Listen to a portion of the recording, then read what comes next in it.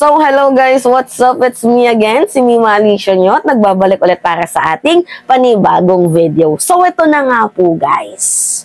Makinig kayo talagang natumbok po ni former Senator Antonio Trillanes ang balak nila Digong na pagpapachibog kay PBBM sa pwesto. Kasi guys, kitang-kita naman di ba? Hindi na natin kayang maitanggihan. Nakikita na natin ng harap-harapan ang plano nila. Dinidinay nga lang nila. So ngayon nga po guys, 'di ba, lagi nilang sinasabi na itong si former Senator Antonio Trillanes is irrelevant, itong si Trillanes is attack dog, itong si Trillanes daw po guys is nonsense, 'di ba? Walang kwenta, ganyan-ganyan, pambansang marites. Ito nga lang yung pinagtatatatak ako. Pambansang marites pala. Irrelevant naman pala. Hindi naman pala katiwa-tiwala. Itong si Trillanes, bakit threatened kayo? Bakit nyo pinapatulan kung irrelevant naman pala itong si Trillanes? 'Di ba? Kasi guys, guilty sila. Kasi nga, napansin na po. Nahalata na. Ito nga yung sinasabi ko sa inyo guys, na masyadong scripted ang kanilang mga ginagawa. So ngayon nga po guys, ang sabi ni Senator Antonio Trillanes bago natin i-play ang video, na meron nga pong balak na ipa-oust, patalsikin itong PBBM administration. Kasi si Trillanes na mismo ang nag-reveal na by this June or July ay baka nga po dumating na ang formal arrest warrant. Which is yan nga po guys ang kinakatakutan nila. Kasi yung first batch si Digong, tapos second batch itong si Bato, sila Sara. So ito na nga guys, natatakot sila. They are shaking. Nangangatog ng kanilang mga yagballs at mga kipaylabu. 'Di ba? Kung kaya't samot-saring issue na nga po ang kanilang ginagawa. So, yung demolition job nila, unang-una yung hakbang ng Maisog, and yung drama nilang PDEA Leaks, napansin po guys ni Senator Antonio Trillanes, at ito yung malala dito, pati palang mga retired na pulis, 'di ba? Kinakamkam na din ni Digong, ini-impluwensyahan niya. Kaya nga mararapat lang PBBM na mag-loyalty check ka sa mga kapulisan. 'Di ba? Kasi wala namang masama kung maniwala tayo dito kay Trillanes or hindi. Pero yung punto lang natin dito guys, dapat lagi tayong maging handa. 'Di ba? So ngayon nga po guys, panoodin natin itong video, balita about sa sinasabing pag-oust po dito sa ating presidente. Iniugnay ang PDEA Leaks sa manoy planong pagpapatalsik kay Pangulong Bongbong Marcos. Ayon yan kay dating Senador Antonio Trillanes. Bukod dyan, nagre-recruit din daw ng mga miyembro ng PNP para sa ouster plot. Nasa frontline ng balitang yan si Maricela Lili. May bago na naman umanong plano para patalsikin sa pwesto si Pangulong Bongbong Marcos. Alegasyon ni dating Senador Antonio Trillanes, si dating Pangulong Rodrigo Duterte ang nasa likod ng plano. Business information namin is the Duterte Clan. Ayon kay Trillanes, may mga aktibong senior members ng PNP na nagre-recruit para sa ouster plot laban kay Marcos. Gusto raw kasi ng kampo ni Duterte na makabalik sa kapangyarihan. Wait lang guys ikat natin. Mga aktibo pala, hindi pala retired. Sorry, nagkamali ako. So ngayon nga po guys, yung punto dito, dapat mag-loyalty check nga itong administrasyon. Dapat yung hepe, paikutin nyo, Luzon, Visayas, Mindanao, kung pwede buwan-buwan. 'Di ba? Mag-loyalty check kasi hindi natin alam kung kailan sila aatake, kailan aatake yung kalaban. So dapat lagi tayong maging handa. 'Di ba? Kasi nakakalungkot tong balitang to, at the same time nakakatakot.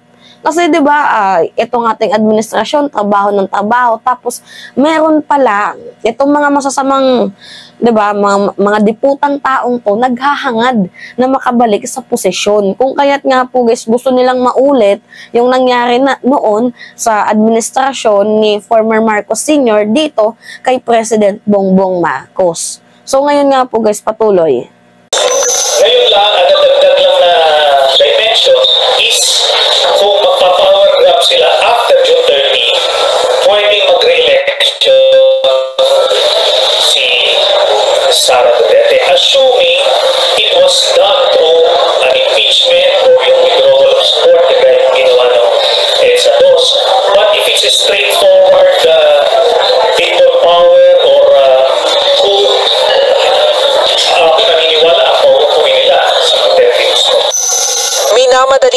kampo ni Duterte ang pagbuwag sa administrasyon dahil sa Hunyo o Hulyo ay ilalabas na umano ng International Criminal Court ang arrest warrant kaugnay ng war on drugs. Maging si Senador Bato de la Rosa bumuelta kay Trillanes. Sinabi kasi ng dating senador na ang tinaguriang PIDEA leak na nagdadawit kay Pangulong Marcos sa illegal na droga ay bahagi ng ouster plot laban sa kanya.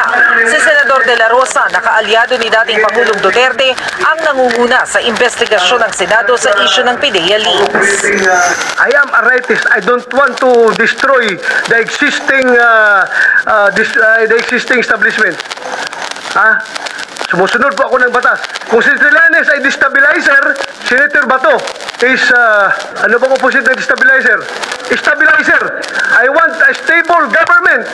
I want a stable dispensation.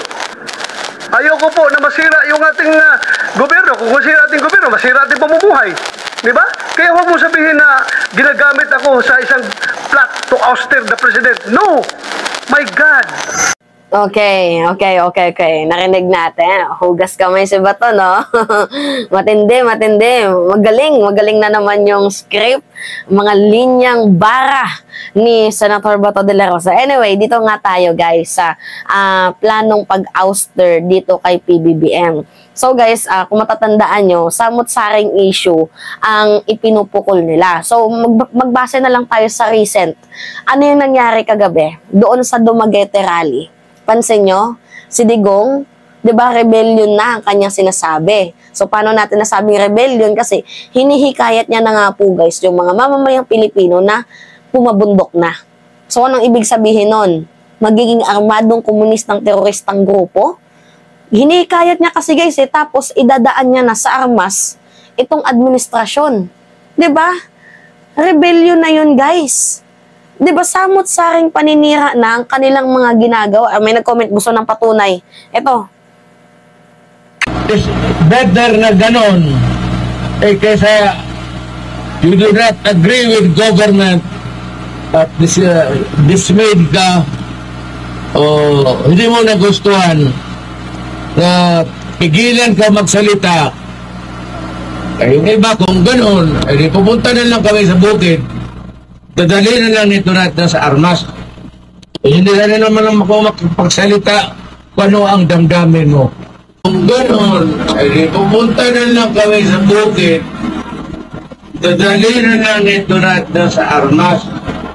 Kaya pinaka-sacred talaga ito. Okay, rinig ninyo? O, kala nyo, nagsisinungaling ako, no? Diba? O, pinakita ko ebidensya sa inyo. So, one of the, movement. Kasi hindi naman sila nagplano sa mga nakaraang issue nila eh. 'Di ba? Siguro nasa plan F, plan G, 'di ba? A B C D H I G K, 'di ba? Nasa plan K na ata itong mga 'to kasi hindi nga po nag-succeed yung kanilang iba't ibang plano. Kabilang na nga dito yung separation calling for Mindanao, hindi nag-succeed. Yung people power, hindi din nag-succeed. Yung pakikipagbati ko kay PBBM, hindi din nag-succeed. Reconciliation with the administration, hindi din nag-succeed. So, kaya nga guys, tingnan nyo, kagabi yung nangyari nga sa Dumaguete, na gusto na ni former President Duterte na idaan na lang sa armas. Gusto niya, para mapa-ousted na nga, itong si PBBM. So basically guys, tama itong si Trillanes. So, sa lahat guys ng mga sinabi ni Trillanes noon pa man hanggang ngayon, hindi po nagbabago at lagi po talagang magiging relevant yan. Bakit magiging relevant? Kasi lagi naman po talagang sinusundan niya ng katotohanan. Alam nyo dati ano yung sabi ni Trillanes? Hindi daw maglalabas ng salin yan sila Duterte. Nangyari ba? Yes, nangyari. Ano yung sabi ni Trillanes din noon? Na itong mga Duterte na to, pinopologize tayo. Tama ba yung yung sinabi ko? Na parang ini-intact sa ating mga isip na kapag naglagay ng warship diyan sa West Philippine Sea ay gigirahin daw tayo. Pero na-debunk yun, yung statement nila Digong, kasi ang ating presidente naglagay ng warship doon sa West Philippine Sea, ginera ba tayo? Di ba hindi? So lahat ng sinasabi ni Trillanes ay nagkakatotoo. Ang problema lang kasi dito sa kampo nila Digong, ginagawa lang talaga nilang pangit ang image ni former former Senator Antonio Trillanes kasi nga natitreatened sila. 'Di ba? O si Trillanes na din mismo ang ang nagsabi na baka this June or July lalabas ng warrant of arrest. Dapat kung hindi relevant itong si Trillanes, dapat hindi niyo pinatulan. O tapos ngayon punta tayo dito kay Bato. 'Di ba? Galit na galit siya sa sinabi ni Trillanes na baka itong PDEA leaks na to ay kasali sa ouster plot para dito kay PBBM kasi guys, totoo naman na halata naman talaga natin na itong ginagawa nilang PDEA leaks na to kasi kitang-kita naman natin guys, no, na unang-una yung dokumento is peke. Ang problema dito kay Bato, ini-insist niya na totoo. Bakit? Kasi nga daw po authenticated yung dokumento kasi nga may butas ng puncher. May ng fastener. Kaya daw po totoo. Mantakin nyo guys itong kalbong to nag-aral sa prestigious school. 'Di ba? Mataas yung pinag-aralan, mataas din yung kanyang naging rango. Ang problema dito nga po guys, mataas yung pinag-aralan tapos maniniwala ka na authenticated ang isang dokumento dahil sa butas ng puncher. Ayoko magalit kasi kakasikat pa lang ng umaga, pero yung puncher na yan gusto kong ituktok sa ulo ni Bato sa totoo lang. 'Di ba? Mantakin nyo. So, ano pa ba? Yung ibig sabihin ng PDEA leaks na yan. Hindi ba yan character assassination dito sa ating presidente? Ginagawa nyo kaming tanga no? Madami na yung nakakapansin sa inyo. Tapos ngayon, gigil na gigil kayo kay Trillanes kasi si Trillanes lang yung boses namin. Oh my God, guys. 'Di ba? Ganyan sila kawalang puso. Ganyan sila kaya ingot. Ginagawa nila tayong tanga. Ginagawa nila tayong bobo. 'Di ba? Sinabi na din ng PDEA na wala nga silang record. Pero ano yung sabi ni Bato? Hindi, meron yan. Authenticated yung dokumento na yan. O sige, sabihin na lang natin na authenticated ang dokumento, pero yung nakasulat sa papel, totoo ba? Hindi mo nga tinanong kung sino yung team leader. 'Di ba? Walang pirma ng service director, support service director, national PDEA, 'di ba? Kaya ginagawa nyo kaming tanga tapos ngayon na napansin ni Trillanes, gigil na gigil kayo. Ano yung sabi mo? Kung si Trillanes destabilizer, bakit nga ba siya nag-destabilize nung panahon ni Gloria? Kasi nga, nung panahon ni Gloria, laganap yung korupsyon. Dapat lang naman talagang ma-destabilize.